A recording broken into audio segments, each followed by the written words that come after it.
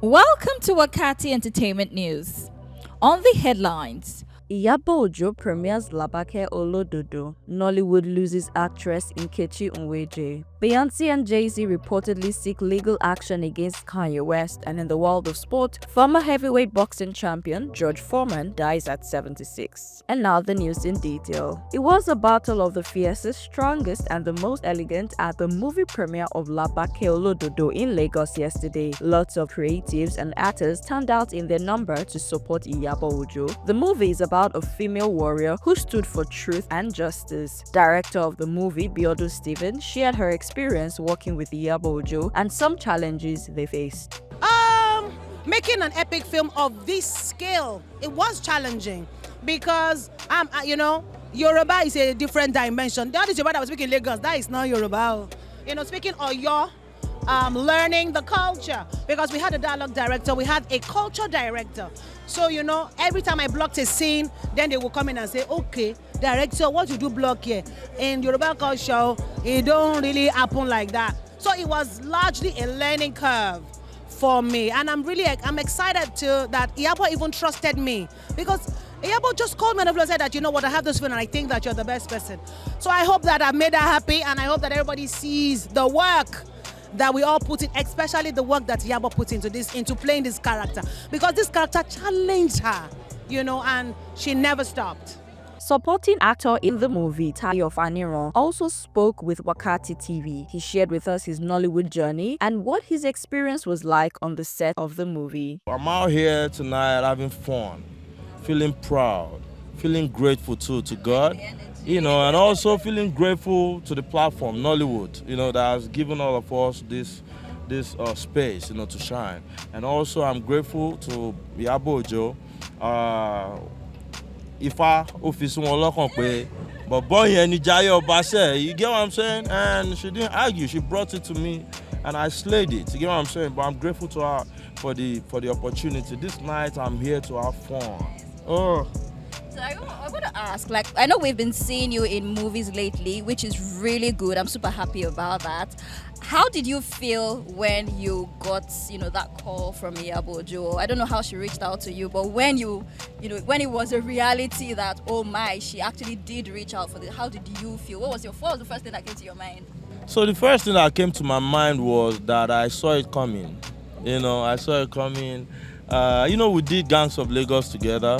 And also there was a time long ago, I don't know if she still remembers, but in 2019 when I actually just got back from South Africa, I came for a movie premiere at the cinema here, this film house, and then I went to her. I said, "Mo fẹ́ ṣeré Yoruba," because people know me, Tayo Faniran. People who have followed me, Big Brother and all of that, they know how deeply rooted I am in my culture, my tradition, especially my language, So, but, this new generation, they don't know it. And I also wasn't around enough, to be able to, participate in the industry for a while, So when I got back, the first thing that I wanted people to know were the ingredients that I have. You get what I'm saying? And my Yoruba speaking and knowledge and understanding is one of my greatest ingredients. And when I went to her that time, that was when we exchanged details. But since that time, we didn't see again until when we were filming at Gangs of Lagos. So I don't know when she has had me in mind or whatever, but I saw it coming, and also in the industry right now, look, I have a lot of projects, my works aren't out yet, a lot of my works aren't out, but the crew members already know, they've seen, they know, so, and, I have a very solid relationship with, the crew members I meet on every set I've worked at, you get what I'm saying, so, there's a way I believe that they also, let people know that, man, there's one guy with a new fire, you get what I'm saying? So I saw it coming, but I'm grateful still. Yeah. Iyabo Ojo had a grand entrance on the walkway, which was beautifully set to give the theme centered around the movie.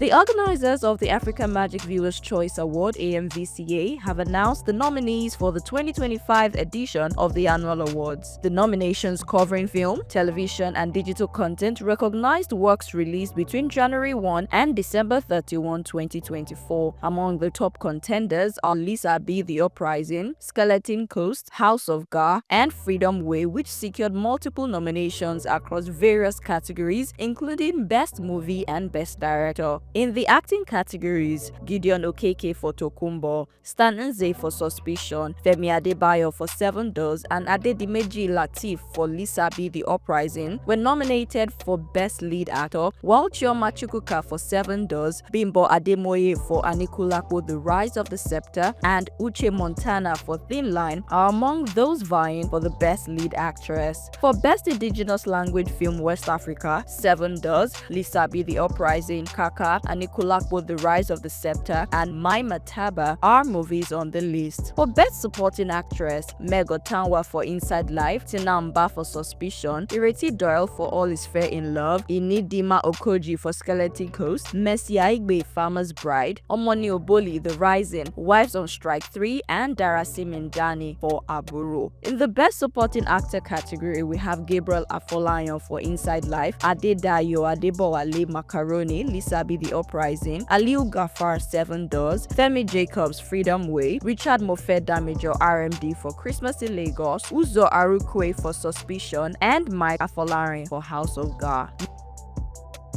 Nollywood actress Nkechi Nweje has passed on. Reports say she passed on the morning of March 21 after a brief illness. Nkechi starred in movies alongside other greats like the late Junior Pope Odonwodo. Nollywood actress and producer Destiny Echo took to Instagram to share her grief. She posted a picture with the lit candle and wrote, "Nothing dey this life, oh, it's still like a dream. R.I.P. Mama."